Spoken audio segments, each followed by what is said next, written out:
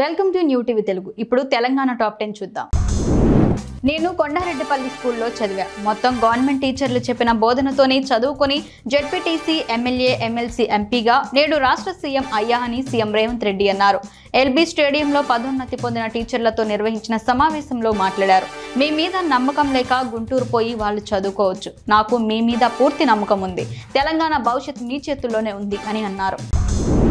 Regular టీచర్లతో పాటు MTS టీచర్లకు కూడా 1వ తేదీన జీతాలు వేస్తున్నందుకు చాలా ఆనందంగా ఉందని డిఎస్సి 1998 టీచర్ల సంఘం తెలిపింది. ఈ సందర్భంగా ముఖ్యమంత్రి చంద్రబాబు, ఉప ముఖ్యమంత్రి పవన్ కళ్యాణ్, రామ్ విద్యాశాఖ మంత్రి లోకేష్లకు కృతజ్ఞతలు తెలియజేశారు. కొన్ని డిమాండ్లతో మండపేట డిప్యూటీ తహసీల్దార్ అశోక్ ప్రసాద్కు వినతి పత్రం అందజేసి చంద్రబాబు చిత్రపటానికి పాలాభిషేకం చేశారు.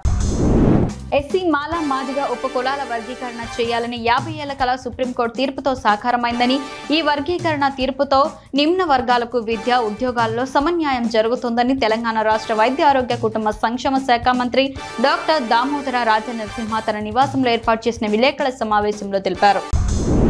మెదక్ జిల్లా నర్సాపూర్ నియోజకవర్గం వెల్దుర్తి పోలీస్ స్టేషన్ను మెదక్ ఎస్పీ ఉదయ్ కుమార్ రెడ్డి ఆకస్మికంగా తనిఖీ చేశారు. ఈ సందర్భంగా ఆయన మాట్లాడుతూ రోడ్డు ప్రమాదాల నివారణ, దొంగతనాలు అరికట్టడం కోసం ప్రత్యేక చర్యలు తీసుకుంటున్నామన్నారు. వెల్దుర్తి పోలీస్ స్టేషన్లో నమోదవుతున్న కేసుల వివరాలను ఆయన అడిగి తెలుసుకున్నారు. పలు రికార్డులను కూడా పరిశీలించారు. ఓయూలో బీఆర్ఎస్వీ విద్యార్థులు నిరసన వ్యక్తం చేస్తుండగా అరెస్ట్ చేసిన పోలీసులు రాహుల్ గాంధీపై బీఆర్ఎస్వీ ఆగ్రహం వ్యక్తం చేశారు. ఓయూ ఎస్సీసీ గేట్ వద్ద రాహుల్ గాంధీ దిష్టిబొమ్మ దహనం చేసిన గెల్లు శ్రీనివాస్ యాదవ్, ఉద్యోగాల పేరిట నిరుద్యోగులను నమ్మించి మోసం చేసిన రాహుల్ గాంధీ తెలంగాణ యువతకు వెంటనే క్షమాపణ చెప్పాలని డిమాండ్ చేశారు. అడ్డుకున్న పోలీసులు గెల్లు శ్రీనివాస్ యాదవ్ పోలీస్ స్టేషన్కు తరలించారు. పిల్లలకు తల్లిపాలు ఎంతో శ్రేయస్కరమని ఆదిలాబాద్ రిమ్స్ డైరెక్టర్ జయసింగ్ రాథోడ్ పేర్కొన్నారు. తల్లిపాల వారోత్సవాల కార్యక్రమంలో భాగంగా రిమ్స్ మెడికో నర్సింగ్ సిబ్బందితో పట్టణంలో అవగాహన ర్యాలీ నిర్వహించారు. తల్లిపాలు ముద్దు, డబ్బా పాలు వద్దు అంటూ నినాదాలు చేశారు. బిడ్డ పుట్టిన వెంటనే గంటలోపున పట్టించాలని సూచించారు. తల్లిపాల వల్ల బిడ్డతో పాటు తల్లి సైతం ఆరోగ్యంగా ఉంటారని వారు పేర్కొన్నారు. ఎల్లారెడ్డిపేట మండలం బండలింగంపల్లి జెడ్పీ ఉన్నత పాఠశాలలో దీర్ఘకాలం సేవలందించి ఇటీవల బదిలీలు, ప్రమోషన్లు పొందిన టీచర్లకు విద్యార్థులు ఆత్మీయ వీడ్కోలు పలికారు. ఉపాధ్యాయులకు కోలాటాలు, డప్పు, చప్పులతో ఊరేగింపు నిర్వహించారు. అనంతరం వారిని ఘనంగా సన్మానించి సత్కరించారు. ఉపాధ్యాయులు అందించిన సేవలను పాటలు, డాన్స్ రూపంలో ప్రదర్శించారు. వారికి జ్ఞాపకాలను బహుకరించి సన్మానించారు.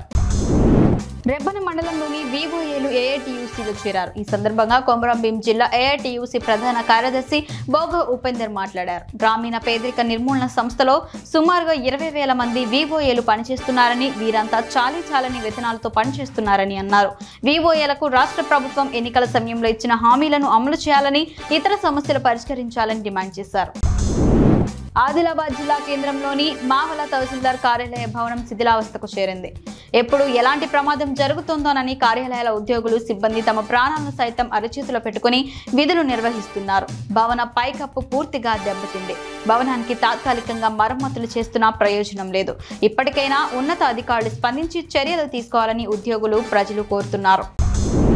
బొల్లారం మున్సిపాలిటీ పరిధిలోని జ్యోతి థియేటర్ నుంచి మహాత్మా గాంధీ చౌరస్తా వరకు నిర్మిస్తున్న సీసీ రోడ్ల పనులను 2వ వార్డు కౌన్సిలర్ గోపాలమ్మ పరిశీలించారు. పనుల నాణ్యతలో ప్రమాణాలు పాటించడం లేదని ఆగ్రహం వ్యక్తం చేశారు. కాంట్రాక్టర్ నిర్లక్ష్యంగా రోడ్ల నిర్మాణం చేపట్టడంపై తీవ్రంగా మండిపడ్డారు. బురదలోనే కంకర సిమెంట్ కలిపివేయడం ఏంటని ప్రశ్నించారు. పనులను నాసిరకంగా చేపట్టడంపై మండిపడ్డారు.